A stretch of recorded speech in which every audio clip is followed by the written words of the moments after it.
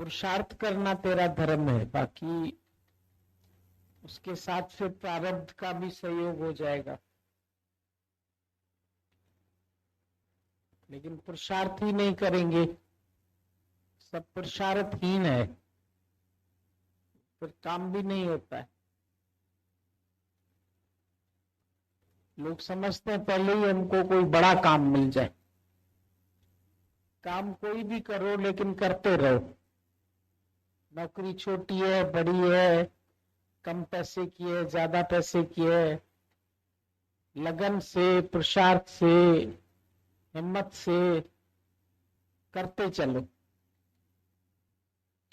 सब लोग समझते हैं जब कोई अच्छी सर्विस मिलेगी ना, ज्यादा तनख्वाह वाली मिलेगी, तब करेंगे, छोटी मोटी नहीं करेंगे। अगर मुफ्त में भी करनी पड़े तो भी करो प्रैक्टिस के लिए, लेकिन खाली नहीं बैठो। जो खाली बैठता है तो उसको फिर कोई भी काम अच्छा नहीं लगता है। खाली बैठे बैठे खाली मन शैतान का घर बन जाता है। अपने को खाली रखते ही क्यों है तुम?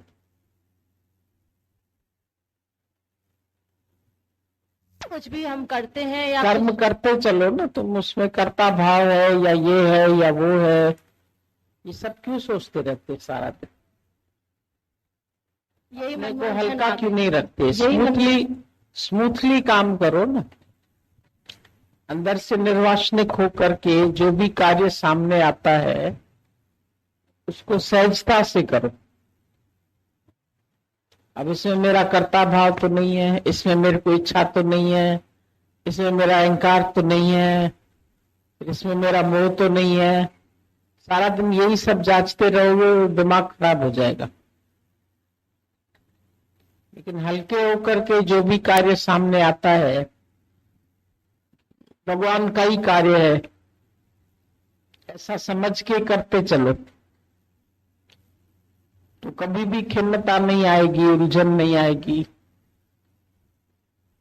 कर्ता पन्ने में पड़े तो फिर कुछ भी कर रहे हैं तो उसमें तुमको करने का अहंकार आता है, दिखावा आता है, कहीं ईर्ष्या है, कहीं राग है, कहीं द्वेष है, कहीं कामना है, कहीं वासना है। इतनी सारी बातें तुम्हारे अंदर में भरी पड़ी, तुम अंदर से खाली नहीं है। बांसुरी खाली है तो उसमें से अपने आप मधुर स्वर बजता है। हर वाद्य यंत्र अंदर से खाली है, तुम अंदर से खाली नहीं होते, अंदर से भरे हुए ठसाठस। कोई चीज भरी हुई है तो उसमें थोड़ी आवाज निकलेगी। कहीं गंदगी है, कहीं मैलापन है, सफाई नहीं है, तो अंदर सफाई और सच्चाई तो होनी चाहिए ना। थोड़ी भी ईर्ष्या है, राग है, द्वेष है, वासना है, कामना है, उसको तुम कंट्रोल नहीं कर सकते। जितना जितना तुम अपने विचारों को रोकेंगे तो रोकने की शक्ति बढ़ती है। विचारों को रोकने से विचारों के रोकने की शक्ति बढ़ती है।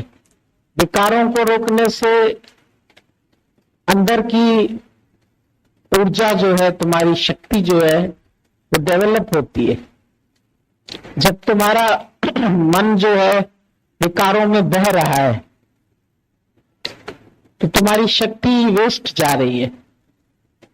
अभी हमारे पास कोई भी बर्तन है, कोई टंकी है, अगर उसका नल एक एक बूंद करके भी टपक रहा है तो टपकते टपकते पानी खाली हो जाएगा, उसकी टंकी खाली हो जाएगी। हमारा काम है उसको टपकने को बंद करना। उससे कीचड़ भी होएगा, गंदगी भी होएगी और खाली भी होएगी, आवाज भी होगी फालतू की, टप टप टप टप। तुम्हारे अंदर भी एक विकार है, कोई एक इच्छा है, एक वासना है, तो तुम्हारी शक्ति भी टपक रही है। वो टप टप टप टप करके अंदर की पूरी एनर्जी तुम्हारी खत्म हो जाती है। और फिर जब एनर्जी नहीं है तो तुम कोई काम भी नहीं कर सकते। जैसे जैसे तुम्हारी शक्तियां क्षीण हो रही है, विषय में तुम्हारी शक्ति जा रही है, विकार में तुम्हारी शक्ति जा रही है, क्रोध में तुम्हारी शक्ति जा रही है, ईर्ष्या में तुम्हारी शक्ति जा रही है, किसी के दोष देखने में, किसी की निंदा करने में, किसी की बुराई करने में, दिन भर तुम ये असफल प्रयास कर रहे हो। सारा दिन तुम्हारे मुख में किसकी बात है? अगर दूसरे की बात कर रहे हो तो क्यों कर रहे हो? अगर प्रशंसा भी करते हो तो कभी फिर अपने को कम समझने लगते, वो बहुत अच्छा है, वो बहुत श्रेष्ठ है, तो फिर मैं बहुत कम हूं। फिर श्रेष्ठता का अभिमान आ जाएगा, कभी कमजोरी का ख्याल आ जाएगा, मैं इससे कम हूं, मैं इससे कम हूं, ये बड़ा होशियार है, ये बड़ा चतुर है, ये भजन भी अच्छा गा सकता है, ये लेक्चर भी अच्छा दे सकता है। तो क्या हुआ, एक दिन तुम भी अच्छा दे लोगे। पर अपने अंदर में कमजोरी क्यों लेके आते हैं? Weakness is death. रीस भी नहीं करो किसी से, स्पर्धा भी नहीं करो। रीस और हुस गिराती है। हुस माना अंदर जलन, कुड़न।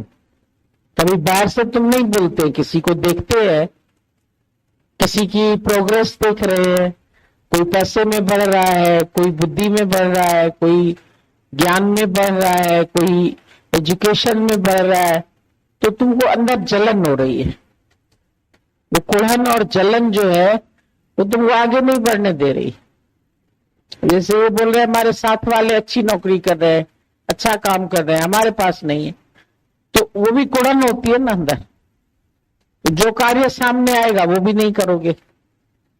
बोलो ये तो छोटा सा है, फलाने को तो बड़ा सा है, वो तो ऑफिसर ग्रेड का हो गया, हम तो अभी क्लार्क रह गए, हम तो अभी चपरासी रह गए। अरे कोई भी काम है तू बताता क्यों है किसी को? कार्य में संलग्न तो है। जब हम तुमको बोलते हैं किसी को तुम एक गिलास भी धो के मांझ के अच्छी तरह से पानी का गिलास पिलाते हैं, तो ये भी तुम्हारी सेवा, ज्ञान की सेवा के बराबर ही है। तुमने जो काम किया मन से किया, लगन से किया, प्रेम से किया, तो वो कार्य तुम्हारा सफल है। पर तुम कोई भी कार्य करते हो तो ऐसे लापरवाही से करते हैं, जिसे दिल से नहीं करते। सेवा भी करते हैं तो दिल से नहीं करते। एक खाना पूर्ति करनी है, रहते हैं यहां दिन भर तो कोई सेवा करनी है। एक अपने उमंग से आदमी करता है, एक उत्साह से करता है, फिर वो थोड़ी देखता है हमको ये देख रहा है, हमको वो देख रहा है, फिर वो क्या सोचेगा, फिर वो क्या सोचेगा, अच्छा ये इतना छोटा काम कर रहा है, फिर वो सोचेगा हमने इससे बात क्यों की। अरे तुम्हारा मन सेवा में है तो तुम तन मन एक रस करके सेवा करो। फिर तुमने इधर उधर क्यों झांका कि कोई तुम्हारे लिए क्या सोच रहा है, कोई तुम्हारे लिए टीका टिप्पणी तो नहीं कर रहा है, कोई तुम्हारे लिए गलत विचार तो नहीं कर रहा है। जब तुम गलत नहीं हो तो करे जाके गलत विचार, करेगा ही नहीं अवल तो। पर अगर कर रहा है तो जाके बनाए अपना कर्म, तुमको क्या लेना देना है। तुम अपने कार्य में सीधे होकर नहीं चलते। अपनी सेवा में, अपने कार्य में जो भी करो वो प्रेम से करो, उसमें तुम्हें रस भी आए, तुम्हें आनंद भी आए, तुमको सफलता भी लगे, जीवन मेरा सफल हो रहा है। ये नहीं कि एक बोझ समझ के काम कर रहे हैं, मेरे ऊपर ये ड्यूटी बांधी गई है। लोग गृहस्थ को भी एक बोझ समझ के करते हैं। खाना बनाना है तो बोझ समझ के बना रहे हैं, सफाई करनी है तो ड्यूटी पूरी कर रहे हैं, करनी है क्या करें, बच्चों को तैयार कर रहे हैं तो भी जैसे जबरदस्ती कर रहे हैं, पढ़ाना है, ज्यादा पैसा होता तो ट्यूशन रख देते, लेकिन अब मुझे पढ़ाना पड़ रहा है, अब मुझे काम करना पड़ रहा है, मुझे स्कूल से लाना पड़ रहा है। अरे सैर कर रहे हैं, कोई बात नहीं, मुझे लाना पड़ रहा है तो क्या हुआ।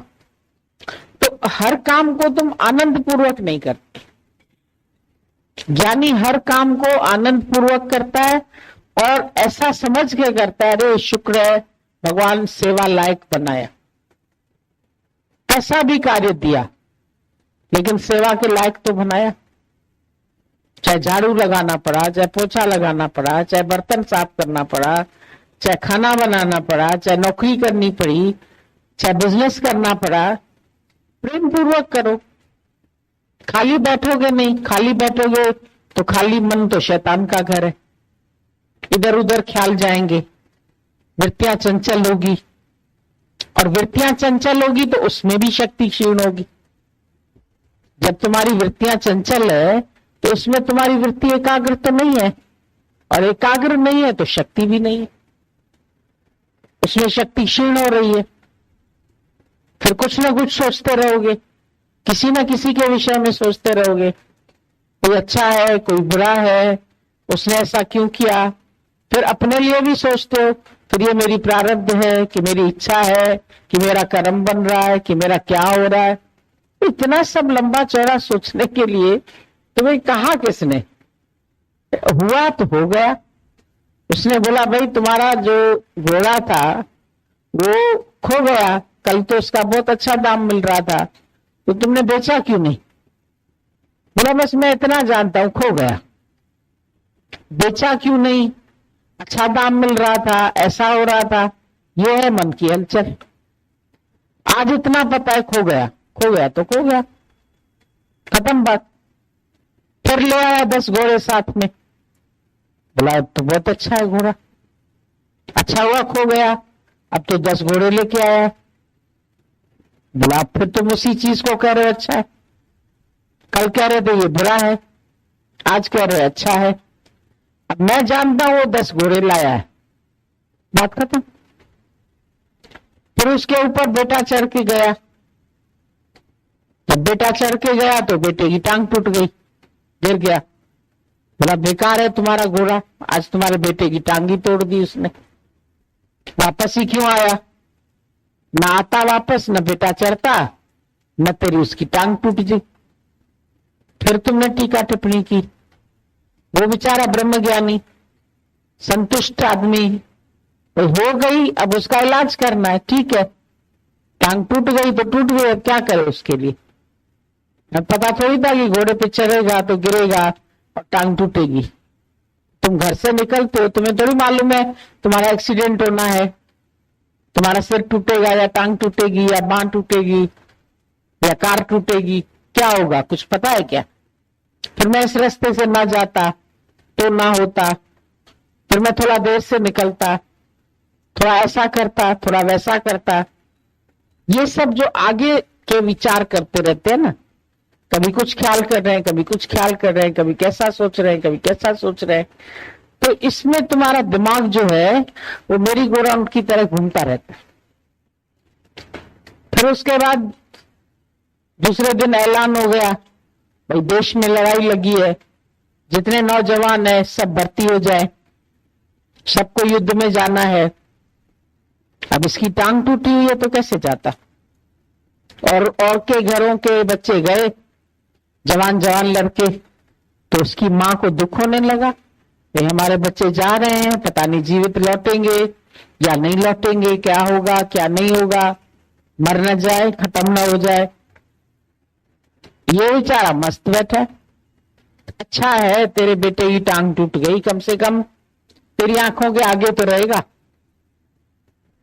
अरे बोला फिर तुमने बोला ये अच्छा हुआ ये बुरा हुआ, अब टांग टूटी तो अब अच्छा हो गया, अब उसमें भलाई दिख रही है।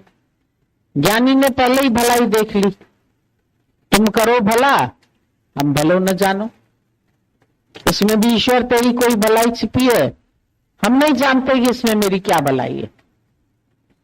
जब तुमको खाली समय है तुम अपना स्वाध्याय करो, तुम अपना सत्संग करो, तुम एकांत में बैठो, शांति में बैठो, अपने को निर्विचार करने की कोशिश करो, ध्यान लगाओ बैठ के, उससे तुम्हारे अंदर की वृत्तियां शांत होगी। मन इधर उधर भटकेगा नहीं, तुम्हारी एनर्जी एकत्रित होगी, दिमाग का हिस्सा तुम्हारा काम करने लगेगा, एकाग्रता से तुमको हर चीज जल्दी याद पड़ेगी। अब बच्चे हैं आजकल, देखो याद नहीं पड़ता है क्योंकि उनका दिमाग बहुत तरफ दौड़ रहा है, कभी टीवी में, कभी मूवी में, कभी दोस्तों में, कभी घूमने में, कभी फिरने में, कभी वाहियात बातों में, कभी पैसा पास में है तो ये खिलौना ले, ये चीज ले, वो चीज ले। भाई हर चीज में मन तुम्हारा दौड़ ही दौड़ रहा है ना, मन का दौड़ना बंद कहां हुआ? जब तुम मन की दौड़ को थोड़ा रोक सको, कंट्रोल योरसेल्फ, अपने इंद्रियों को रोक सको। क्यों हमको गुरु पहले रोकता है? मत जाओ, हम लोग को बोलते थे कपड़ा भी घर बैठे मिल जाएगा तुम्हें, चप्पल भी घर बैठे मिल जाएगी, तुम्हें बाजार में धक्के खाने की जरूरत नहीं है, तुम्हें टेलर के पास जाने की धक्के की जरूरत नहीं है, तुम्हें घर में ही सब कुछ मिल जाएगा। अगर उनका हमने बात मानी तो मिल जाता था सब, कभी ऐसा नहीं होता था कि नहीं मिले, हर चीज अपने आप हो जाती थी। सत्संग के बाद जाकर के सब्जी भी आ जाती थी, अनाज भी आ जाता था, जो चीज कम होती थी वो भाई चलते फिरते वो भी लेके आ गए, तो लगा ही नहीं कि कोई काम किया, सैर करते करते सब हो जाता था। तो कोई बोझ समझ के काम नहीं हुआ, निष्काम भी बोझ समझ के नहीं हुआ, सत्संग भी बोझ समझ के नहीं हुआ, और हल्कापन भी रहा, वृत्तियां भी शांत रही। जाना है जाना है जाना है, सुबह से प्लानिंग करनी है। आजकल लोग सारा दिन धक्के खा रहे, कोई बाजारों में, कोई मॉल में, कोई इधर, कोई पिक्चर में, कोई टीवी में, कोई मूवी में, कोई कहां कोई कहां। तो सब तरफ से तुम अपने मन को हटाते क्यों नहीं? मन की लगाम तो तुम्हारे हाथ में होनी चाहिए, वो लगाम तुम्हारी हाथ में नहीं है। वृत्तियां चंचल है, कभी विषयों में दौड़ रही है, कभी विकारों में दौड़ रही है, कभी क्रोध कर रहे हैं, किसी की थोड़ी सी गलती देखी उसकी टीका टिप्पणी लंबी चौड़ी हो रही है, इसके अंदर ये बुराई है, इसके अंदर ये गलती है, इसके अंदर वो गलती है। फायदा क्या इस सब बातों से? जिनका जैसा स्वभाव है वो वैसा करेंगे ही, लीव इट। हमने किसी के सुधारने का ठेका नहीं लिया। ये बहू ऐसी है, ये बेटी ऐसी है, फिर कहोगे ये शिष्य ऐसा है, फिर ये ठीक नहीं चलता है, फिर ये अपना सत्संग शुरू कर रहा है, फिर इसको अपनी कीर्ति आ गई है, फिर इसको अपना अहंकार आ गया, फिर उनकी बुराइयां देखना शुरू करोगे। कहां न कहां तुम्हारा मन हमेशा दूसरे में ही पड़ा है। उसको ऐसा करना चाहिए, उसको ऐसा करना चाहिए, उसको ऐसा चलना चाहिए, उसको ऐसा चलना चाहिए। फिर उसकी हमको रहनी पसंद नहीं है, फिर किसी की रहनी बड़ी ऊंची देखी तो फिर उससे ईर्ष्या हो गई, अरे उसके तो इतने डिसाइपल बन गए, मेरे तो नहीं बन पाए, उसने तो इतना कार्य कर लिया, मैंने तो नहीं किया, वो तो ऑफिसर ग्रेड में आ गया, मैं तो अभी नहीं आया। फिर ईर्ष्या हो गई, फिर राग हो गया, फिर द्वेष हो गया, किसी से राग हो गया, किसी से द्वेष हो गया। ये सब जो अंदर तुम्हारे पनप रहे हैं, कीड़े रेंग रहे, इनके वजह से तुमको शक्ति नहीं आती है। अगर कोई बीमारी के कीड़े तुम्हारे अंदर आ जाए, जर्म्स आ जाए, तो तुम्हारी ताकत तो खत्म हो जाती है। तो तुम्हारे अंदर ये सब विकारों के जर्म्स फैले पड़े, इनको तो तुम कंट्रोल नहीं करते। बाहर के बीमारी से तो तुम परहेज करते, बाहर से तो अपने आप को तुम रोकने की कोशिश करते, पर मन के विकारों से तुमने अपने आप को कहां रोका? तो मन में विचार चल रहे हैं तुम्हारे, उल्टे सीधे ख्याल चल रहे हैं, किसी का नाम रूप आ रहा है, किसी की इच्छा आ रही है, किसी में वासना जा रही है, तो तुम्हारा सौंदर्य खत्म हो रहा है। आज फूल इतना सुंदर लगता है, क्यों लगता है? फूल में क्या अच्छाई है? फूल में कोई कामना नहीं। तुम उसे देखो या ना देखो, तुम उसे प्रेस करो या ना करो, वो कोई तेरे लिए नहीं खिला है। तुम अगर मेकअप भी करेंगे तो दुनिया को दिखाने के लिए, साड़ी भी पहनेंगे तो लोग देखें तो कहे ना अच्छी पहनी है आज तुमने। तो तुम्हारे मन में है कि कोई अच्छा कहे, पहनते भी हो तो दुनिया के लिए, खाते भी हो, बनाते भी हो, लोग बोले अच्छा सब्जी बहुत अच्छी बनाई थी, अच्छा ये डिश बहुत अच्छी बनाई थी, अच्छा टेबल बहुत अच्छी सजाई थी, ये काम बहुत अच्छा किया था। शादी भी गए, इन्होंने शादी बहुत बढ़िया कराई, दिखावे के लिए। शादी में इतना टीम जाम क्यों करते? दिखावे के लिए पटाखे जलाए, बैंड बजाई, ये किया वो किया, क्या तो बारात निकली, क्या तो नाच गाना हुआ, क्या तो मेहंदी की रस्म हुई, क्या तो लोगों ने कपड़े पहने थे, क्या एक से एक बढ़िया लोग आए। तो सुंदर से सुंदर सत्संगी कई सुंदर आते ना। अरे गुरु जी क्या चकाचक सत्संगी आते हैं, बढ़िया आते, एकदम क्रीम आती है। हमारे पास तो ऐसे ऐसे आते हैं, सीधे साधे आते हैं। वहां पर बहुत अच्छे आते, बहुत अच्छे मतलब बहुत अमीर कैटेगरी के आते, बहुत बड़े बड़े घरों वाले आते हैं, बड़े सुंदर लोग आते हैं, या बहुत पढ़े लिखे लोग आते हैं। वो सब ज्यादा समझेंगे क्या क्या?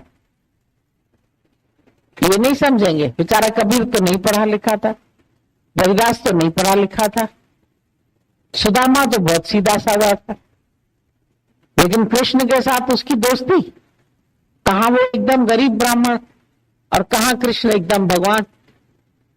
लेकिन दोनों की दोस्ती कितनी अच्छी, आज दिन तक कृष्ण सुदामा की दोस्ती मशहूर है।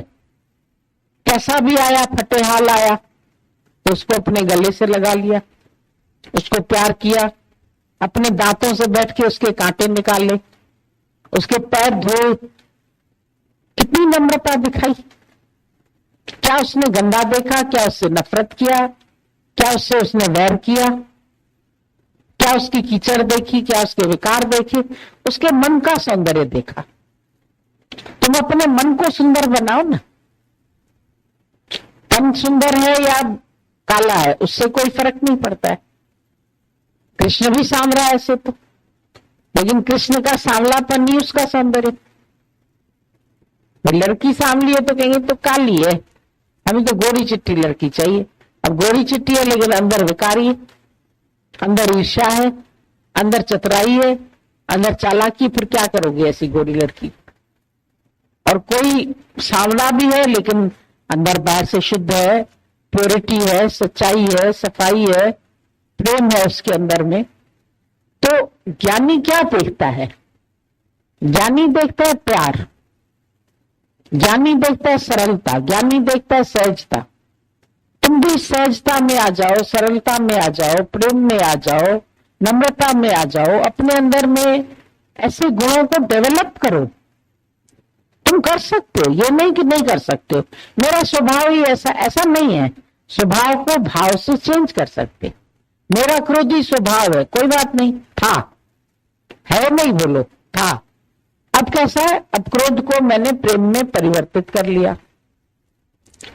क्यों आता था क्रोध? क्योंकि मेरे अंदर श्रेष्ठता का अभिमान था, मुझे उसकी जड़ पता लग गई। मैंने अपनी वीकनेस को जान लिया, अपनी वीकनेस जानी और वीकनेस को दूर कर दिया। अपनी कामना को देखा, मेरे अंदर कामना थी, पूर्ति नहीं होती थी तो क्रोध आ जाता था। क्यों? कारण क्या है भाई? पेट गड़बड़ है तो कारण क्या? क्या खाया था? डॉक्टर एकदम पूछेगा भाई क्या खाया था? हाथ धो के खाया था? हाथ साफ थे? खाना सफाई से बना था? जरूर कोई ना कोई गड़बड़ होती है तो शरीर में गड़बड़ आती है, तो कीटाणु तुम्हारे अंदर घुस जाते हैं। तो उसके लिए भी तुमको बताया जाता है भाई परहेज करो। परहेज में नहीं रहोगे तो विकार तुम्हारे अंदर घुसेंगे। अब ज्ञान तो तुम सुन रहे हो, मैं आत्मा हूं, शरीर नहीं हूं, ठीक है, लेकिन अपने विकारों पर कितना तुमने संयम किया? कितना अपने आप को तुमने मोड़ा? हे अर्जुन, जहां जहां तुम्हारा मन जाता है, जहां जहां तुम्हारी वृत्तियां फैली पड़ी है, समेटो उनको। समेटोगे, राई की पोटली बना के फिर उसको शीशी में डाल दो। लेकिन दाने बिखर जाएंगे तो फिर तो कहीं उसको समेटना बड़ा मुश्किल हो जाएगा। और जवानी है तुम्हारे पास, अभी समय है, अभी शरीर में भी ताकत है, तो तुम सब कर सकते हो। जीवन भी निष्काम बना सकते हो, कार्य भी तुम्हारे से बहुत हो सकता है। आलसी होकर के बैठे रहोगे तो कोई घर बैठे तो तुम्हारे पास नहीं शिष्य आ जाएंगे। निष्कामी बनेंगे तो निष्काम आ जाएगा सामने।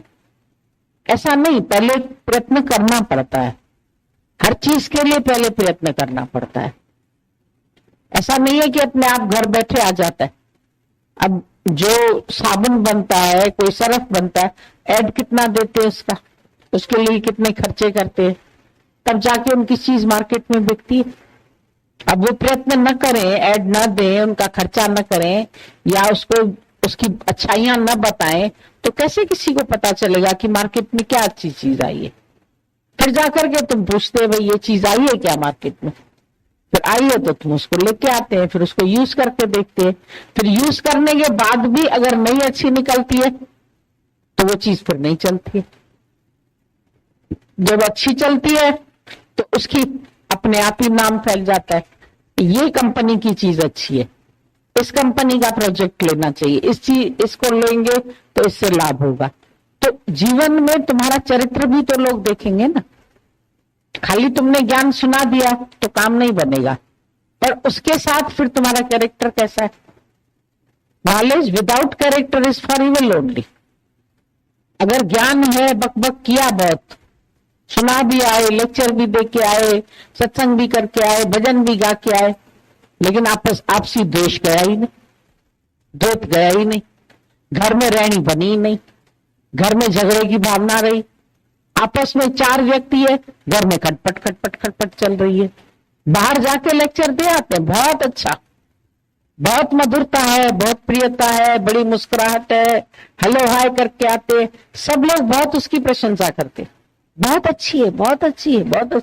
तो घर में जाके देखो, घर में तो राक्षस की तरह लड़ते, जब क्रोध करते हैं तो इनको पता ही नहीं चलता कौन सी चीज की उठापटक कर देते। ध्यान लगाते हैं, योग लगाते हैं, प्राणायाम करते हैं, विकार गए?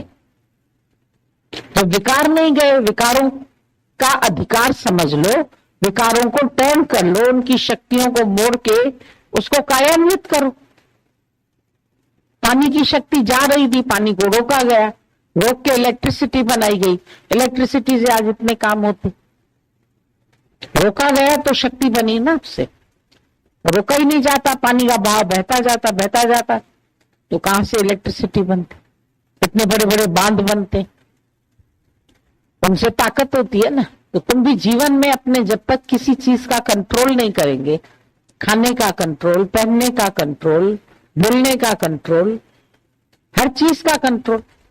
सत्संग भी ऐसा नहीं कि 10-10 घंटे बैठ के कर रहे, फिर शरीर थक गया, फिर चिड़चिड़े हो जाते। सारा दिन सत्संग किया, चिड़चिड़े हो गए, घर जाके चलाना शुरू किया। इतना जितना कर सकते हो। अभी भगवान लाइन बोल रहे थे, पूरो खायण पूरो पैरण पूरी वैत्र्याम हेमा सुखजी खान। पूरा खाओ, पूरा घूमो, पूरा टहलो, पूरा चलो, यही सुख की खान है। हर चीज पूरा नपा तुला बोलो, ज्यादा बोलने की आवश्यकता नहीं। बहुत ज्यादा बोलेंगे तभी कोई समझेगा, किसी का एक अक्षर भी तुमको असर कर जाता है, और किसी के लेक्चर भी असर नहीं करते। लेक्चरार का लेक्चर तुम्हें कहीं नहीं लेके जाता है, ब्रह्मज्ञानी की रहत भी ले जाती है। ब्रह्मज्ञानी का दर्श बड़ा भागी पाइए, उसका खाली दर्शन मात्र, उससे भी जीवन पलट जाती है।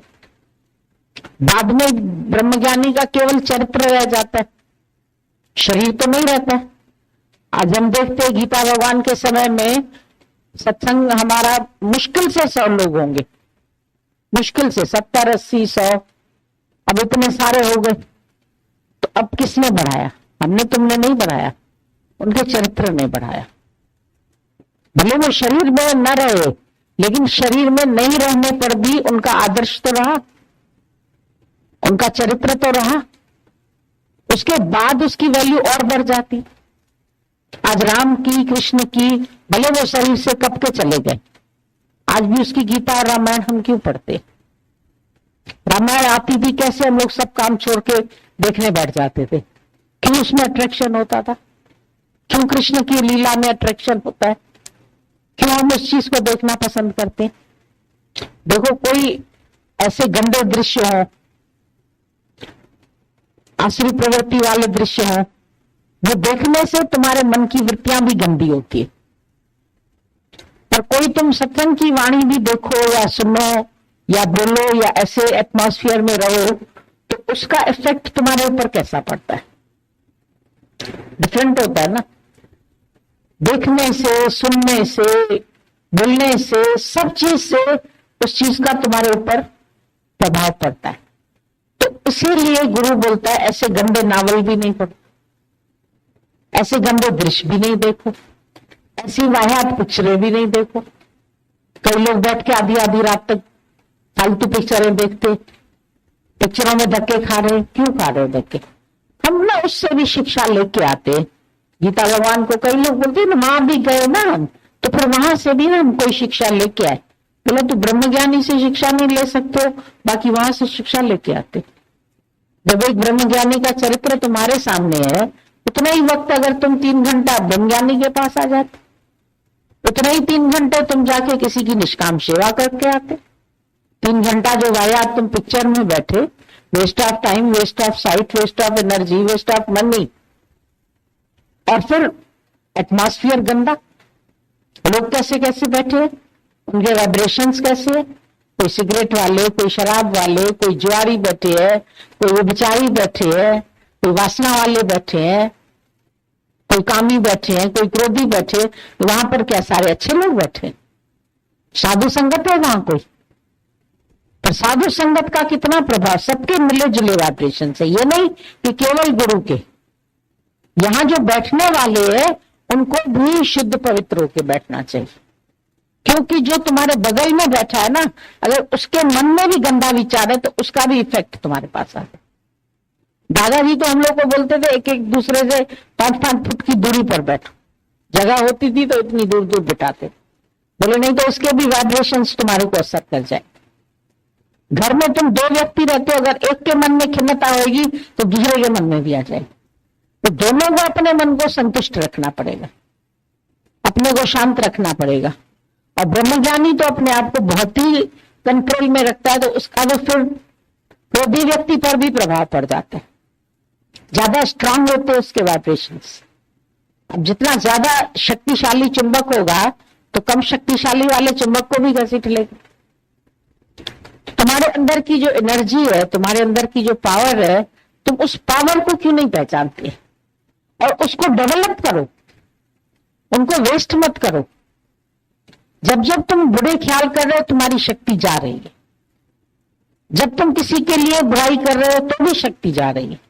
किसकी निंदा कर रहे हो, किसका अपमान कर रहे हो, किसके लिए गलत थिंकिंग कर रहे हो अंदर, भले बाहर से नहीं कर रहे हो, अंदर में भी आ रहा है तुम्हारे, तो भी तुम देखोगे तुम्हारे अंदर शक्ति सिकुड़ जाएगी। तुमको इन चीजों का पता नहीं चलता है, पर ये चीजें काउंट बहुत करती और अंदर ही अंदर तुम्हारी शक्तियों का नाश होता जाता है, होता जाता है, होता है, और तुम जान ही नहीं पाते हो कि हमारी शक्ति चली क्यों गई।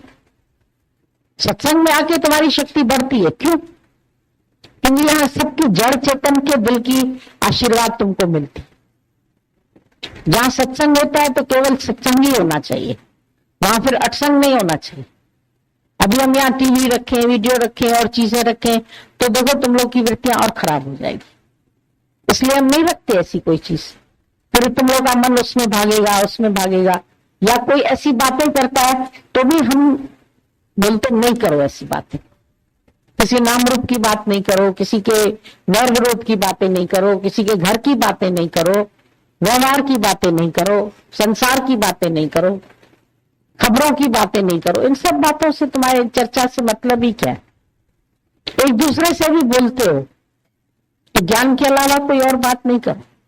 तेरी माँ कैसी है, तुम्हारी बहन कैसी है, तुम्हारे घर वाले कैसे है, तुम्हारा क्या प्रयोजन है उन सब बातों से? हाँ, अगर उसको उनसे कोई कष्ट है, वो चाहता है कि मेरी बात कोई सुन के फिर मेरे को उसके ऊपर कोई अच्छी बात बताए, और तुम अगर अच्छी बात बताने में समर्थ हो तो भले ही सुनो, नहीं समर्थ हो छोड़ दो, बोलो गुरु से जाके करो, मेरे से मत करो, क्योंकि मैं इसका जवाब तुमको नहीं दे सकता। उल्टा सीधा जवाब देने से अच्छा नहीं दो, वो ज्यादा ठीक है। उल्टी सीधी किसी को दिशा बता दो, वो बेचारा और गलत जगह पहुंच जाए। उससे अच्छा ना ही बताओ, भाई हमें मालूम नहीं है रास्ता, वो ठीक है। मालूम है तो बताओ, नहीं मालूम है बोलो आई डोंट नो, खत्म बात। कम से कम वो गलत रास्ते पर तो नहीं बढ़ जाएगा ना। तो लोग तो आए या ना आए तब भी कहते हैं हाँ जी इधर से चले जाइए, ये उधर नंबर कोठी है, फलानी कोठी इधर मिल जाएगी। अरे उल्टी दिशा दे दी तुमने उसको, उत्तर के बजाय दक्षिण बता दिया तो और लंबा खिंच गया उसका बेचारे का। तो जीवन में अपनी शक्तियों का संचय करो। आज बेचारी मधुमक्खी होती है, कहां कहां से शहद लेके इकट्ठा करती है, भले खुद नहीं खाती है पर शहद तुमको कितनी चीजों में फायदा करता है। कितने हकीम बोलते हैं शहद में ही दवाई लेकर के खाओ, शहद इसमें फायदा करती है, शहद इसमें फायदा कर, तो किसी के लिए तो फायदा होता है। कहां से वो इतना इतना एक एक बूंद बूंद लेके कलेक्ट करती है। तुम भी एक एक बूंद लेके किसी की मिठास जीवन में कलेक्शन करो, तुमको भी काम आएगा औरों को भी काम आएगा। आप सुने औरों को भी सुनाओ, आप तरे और अनसंग तारे। एक लट्ठा पड़ा है जो खुद भी डावाडोल स्थिति में है, नाव को टक्कर मारेगा तो उसमें भी जो चीज पड़ी होगी वो भी गिरेगी। और अगर उस लट्ठे से कारीगर नाव बना लेता है तो नाव खुद भी तैरती है, 10 को और भी तैराती है। तो आप तैरो और अनसंग तारे, तुम भी तैरो औरों को भी संग में तैराओ, औरों का भी जीवन बनाओ। तुम्हारे द्वारा क्या नहीं हो सकता है। ज्ञानी हर कार्य को बड़े सुचारू रूप से करता है और प्रेम पूर्वक करता है। कबीर अगर चादर भी बुनता है तो उसमें राम नाम रस भी नहीं, उसके अंदर राम नाम चल रहा है तो उसके एक एक तागे में भी राम नाम का रस जाता है। तुम खाना बनाते हैं, अगर ओम ओम करके खाना बनाते हैं तो तुम्हारे खाने में भी रस जाएगा। पटापटक करके खाना बनाया तो जला बुना खाना टेस्ट नहीं आएगा। बहुत तो जो प्रसाद खाते हैं, गुरुद्वारे का खाते, उसमें अलग ही टेस्ट आता है। जो लंगर में खाना खाते, चाहे दाल रोटी ही खाते हैं, लेकिन उसमें ना मिठास होती है। क्यों होती है? क्यों? वह भाव से बनती है। व्यापार भी करते हो भाव से करते, कबीर की तरह करते हो कि जो ग्राहक आया है ये भी भगवान है, जो गज है मेरा ये भी भगवान है, जो बुनने वाला है ये भी भगवान है। तुम्हारी दृष्टि ईश्वर में हुई। खाली सत्संग के समय ईश्वर सुना बस, उसके बाद जन्म हुई जंग हुई, फिर इसकी बात फिर उसकी बात, दिमाग भी इधर उधर घूम रहा है। कम से कम दिमाग को तो संयम में रख सकते। कहां जाता है, क्यों जाता है? ज्ञानी का दिमाग भी कंट्रोल में, दिल भी कंट्रोल में, तभी उसकी वाणी में भी तुमको अंदर से ताकत आती है। उसके एक शब्द से भी तुमको शक्ति मिलती है। दुनिया के लेक्चरों से शक्ति नहीं मिलती। कोई किसी को कितनी समझाने की कोशिश करे, नहीं समझते। ज्ञानी एक वर्ड कहता है तो समझ जाते। संत ने कहा भाई गुड़ नहीं खाना, पर 8 दिन पहले उसने खुद गुड़ नहीं खाया, तो बच्चे ने कहा अच्छा। माँ ने कहा ये बात तो तुम 8 दिन पहले भी बता सकते। बोला तब मैं भी खाता था, पहले जब मैंने अपने पर कंट्रोल किया तभी तो मैं इसके ऊपर भी कंट्रोल कर सका ना। जब तुम अपने जीवन में देखोगे मन का, इंद्रियों का, तुम्हारा अंदर से कंट्रोल है, तभी तुम किसी के मन इंद्रियों को काबू कर सकते, तभी तुम ये ज्ञान का संदेश सब तक सही तरीके से पहुंचा सकते। तुमको शौक है कार्य का, और कार्य होना भी चाहिए, जरूरी भी है, क्योंकि तुम्हारा रिवीजन है इसमें। किसी और का भला है या नहीं है, पर तुम्हारा रिवीजन तो होता ही है, नहीं तो तुम्हारा ही पाठ कच्चा रह जाएगा। बच्चे को होमवर्क क्यों दिया जाता है? क्लास वर्क तो हो गया उसका, लेकिन फिर होमवर्क मिलता है। जैसे घर जाके वो फिर उसको रिवाइज करता है, फिर जाके उसको पढ़ता है, पढ़ने से फिर उसकी समझ में आता है, फिर उसका मन बनता है, फिर वो बार बार जब उसका मनन करता है तो एग्जामिनेशन में राइट लिख सकता है। अगर वो होमवर्क दिल से नहीं करेगा, फिर एग्जाम्स के दिनों में फिर थॉरोली सारा पढ़ता है, पूरी बुक को फिर से रिवाइज करता है। तुम्हारे जीवन में पता नहीं कब कौन सा इम्तिहान आने वाला। बच्चों को एग्जामिनेशन का तो पता चलता है, तुम भी रुक जाते हो। बच्चों के एग्जाम से हम कैसे आए सत्संग, हम कैसे आए? आपके पास वक्त नहीं है, अभी तो बच्चे को स्कूल भेजना है, अभी तो उसको टाइम देना है, उसको पढ़ाना है, तो उनके कारण तो तुम भी रुक जाते हो। और अपने एग्जाम के लिए क्या करते?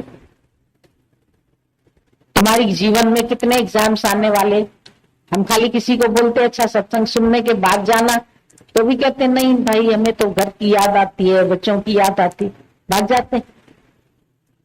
तो अपने लिए वक्त नहीं है मनुष्य के पास, घर के लिए वक्त है, बच्चों के लिए वक्त है, दुनिया के लिए वक्त है, और अपने लिए वक्त ही नहीं। दादा ने बोला तू कम वक्त है, जिसके पास वक्त नहीं है वो है कम वक्त, वक्त कम है तो कम वक्त हो गया, वक्त भी नहीं बनेगा भाग्य। वक्त बोला जाता है भाग्य को, वक्त उसका बनता है जो वक्त देता है। जब पढ़ाई को वक्त दिया तो आज भाई हम 40,000 कमा रहे हैं, हम 50,000 कमा रहे हैं, हम 60,000 कमा रहे हैं, पहले दिया ना पढ़ाई को वक्त, तो आज पढ़ाई के वक्त से तुमको इतनी इनकम हो रही है। अगर तब वक्त नहीं दिया होता तो आज अंगूठा छाप बने बैठे रहते घर में। उधर वक्त दिया, उधर की कमाई हुई, इधर वक्त दोगे तो इधर की कमाई होगी। इधर का वक्त तुमको संसार के लोभ से बचाएगा, संसार में भटकने से बचाएगा, तुम्हारे मन की शांति को बढ़ाएगा, तुम्हारे जीवन के रस को बढ़ाएगा, जो अंदर से जरूरी है। बाहर की पढ़ाई बाहर के लिए जरूरी है, और अंदर ये पढ़ाई फिर अंदर की हमारी स्थिति बनाने के लिए जरूरी है। तो इसके लिए भी तो हमको वक्त देना पड़े। बाकी हमको दुख नहीं लगे, हमको बीमारी नहीं लगे, हमको गुस्सा नहीं आए, हमको जीवन में लगे ज्ञान लगेगा, कोई एक दिन के सुनने से नहीं लगता है, लगातार। एक दिन बारिश पड़े तो खेती थोड़ी हो जाएगी।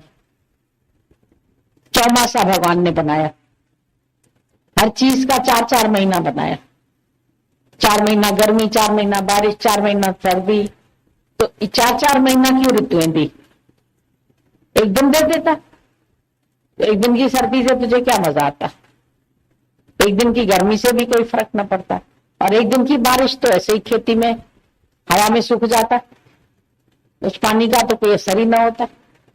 लेकिन जब कांस्टेंट होती है बारिश लगातार, वो फिर अंदर तक भिगो देती है, धरती तक चली जाती है, तो पेड़ बड़े बड़े अंदर धरती के गहराई से पानी को ऊपर तक ले जाता। कैसा उसके अंदर साइफन पंप फिट होता है जो जड़ से पानी खींचता है, ऊपर की चोटी तक पहुंचा देता है। इतने बड़े पंप तो सरकार के पास नहीं होते, बड़े बड़े घरों में पहुंचाने के लिए इतने बड़े पंप लगाने पर। और भगवान के नेचुरल पंप कितने लगे हुए, ऐसे इतने ऊंचे ऊंचे पेड़ों पर, पहाड़ों पर भी बड़े पेड़ है, और पहाड़ों पर भी हरियाली है। बताओ, पर्वत पर लहरा है, पर्वत तो जमीन नहीं है, वहां पानी टिकता नहीं है, लेकिन वहां से भी कैसे वो जड़ें कहां तक पहुंच के खींचती है पानी, खूब वर्षा होती है। और सब जो पहाड़ है वो वहां हरियाली भी बहुत होती है, बहुत ज्यादा हरियाली है वहां। खास तुम हरियाली देखने जाते हो उधर कश्मीर में, इतने बढ़िया बढ़िया पेड़ है। हर शहर में जाके देखो, जो भी हिल स्टेशन है, इतने ऊंचे ऊंचे वृक्ष, इतनी हरियाली, इतने अच्छे बगीचे कहां से बनते? पर्वत पर भी लहराते हैं ना। तो अंदर तुम्हारी शक्ति होगी तो सूखे पत्थर से भी तुम पानी निकाल सकते हो। बंद होनी चाहिए, ज्ञान उठाने का तरीका होना चाहिए, शक्ति को एकत्रित करना आना चाहिए तुम्हें। कहां से भी तुम शक्ति एकत्रित कर लो, खाली सत्संग से क्या, हर जगह से फिर तुमको ज्ञान मिलेगा। Knowledge is power. ज्ञान माना तुम्हारी अंदर की शक्तियों को बढ़ाए, जो बाहर की जो असली ताकतें हैं उनको तुम रोक सको। जो हमारे यहाँ आतंकवादी होते हैं उनको रोकने के लिए अपनी सरकार सेना को बढ़ाती है ना, सेना को स्ट्रांग करती है कि आतंकवादी कैसी भी रमस करे पर तुम उसको पकड़ लो, वो कहां भी छिपे हुए हो तुम उनको निकाल लो। तो अपनी सेना को स्ट्रांग बनाना हमारा काम है। तुम्हारे अंदर भी सेना है पूरी, उस सेना को स्ट्रांग बनाओ बाहर के कौरवों से लड़ने के लिए। बेकार रूपी जो कौरव है तुम्हारे, उनसे लड़ने के लिए अंदर के गुण को शक्तिशाली बनाना पड़ेगा। और वो शक्ति सत्संग से मिलेगी, ट्रेनिंग पूरी सत्संग से मिलेगी, और एक दिन के सत्संग से नहीं मिलेगी। ये सोचो अब एक दिन सुन लिया ना, अब जाके हम खाली अमल में लगाएंगे, ऐसे अमल नहीं होता। हम 2-3 दिन रह के फिर चंचल होते, फिर भागते घर, फिर बच्चे याद आ रहे हैं, फिर घर याद आ रहा है, ये काम छोड़ा है, फिर वो काम, भागो फिर टाइम ही नहीं है तुम्हारे पास। गुरु तो रोज बुलाए, तू ही आए ना। नदी तो रोज बह रही है, तू कहाँ ना आता है रोज? तो अपने घर में भाग जाता है। तो लगातार जब तक साथ नहीं करोगे गुरु का, तो ये अंदर ज्ञान भी नहीं जाएगा, अंदर तक पानी नहीं जाएगा, तो फिर जड़ों से खींचोगे कैसे? खींचने के लिए जड़ तक जाना जरूरी है ना पानी। ज्ञान अपने लिए समझते नहीं है तुम लोग, जरूरत तुमको ज्यादा है। दुनिया को फैलाने की जरूरत कम है, पर पहले अपनी जड़ मजबूत करनी, अपने को समझाना जरूरी है। अरे मन समझ समझ पग धरिए, बहुत समझ समझ के तुमको चलना। वक्त संसार से तुमको बचाना पड़ेगा। जब संसार से वक्त बचाओगे तब यहां दे पाओगे। ऐसे तो दुनिया के काम दिन भर करते रहो तो वक्त नहीं है किसी के पास।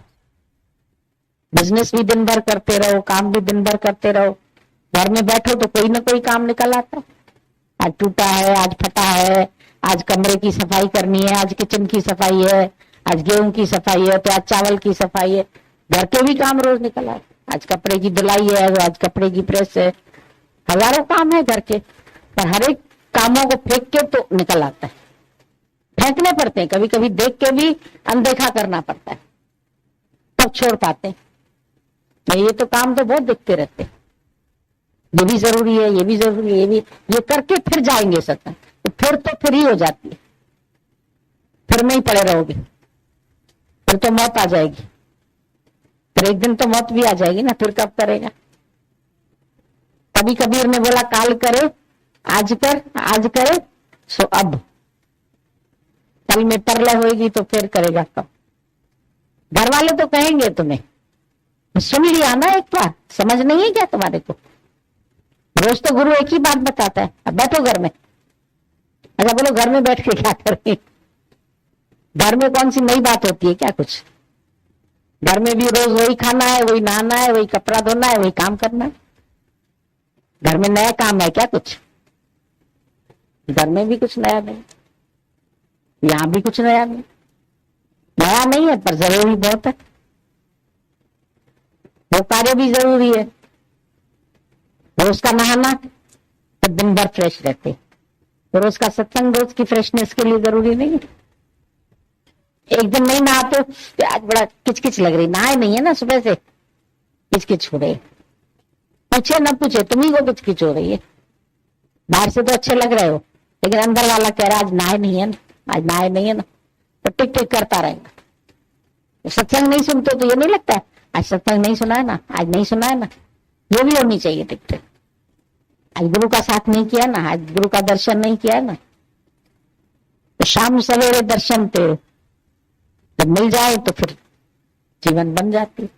पर उसके लिए पुरुषार्थ नहीं है ना, और कामों के लिए बहुत पुरुषार्थ, ये पुरुषार्थ बहुत जरूरी है। कहाँ रहते दिन भर? एक बार सत्संग सुन लिया बस फिर सारा दिन गायब। यहां रह के भी गायब रहते हैं।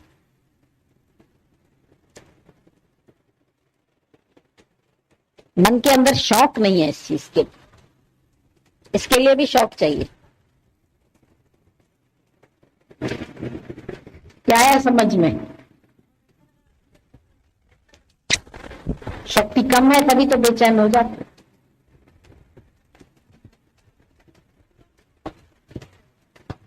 हैं?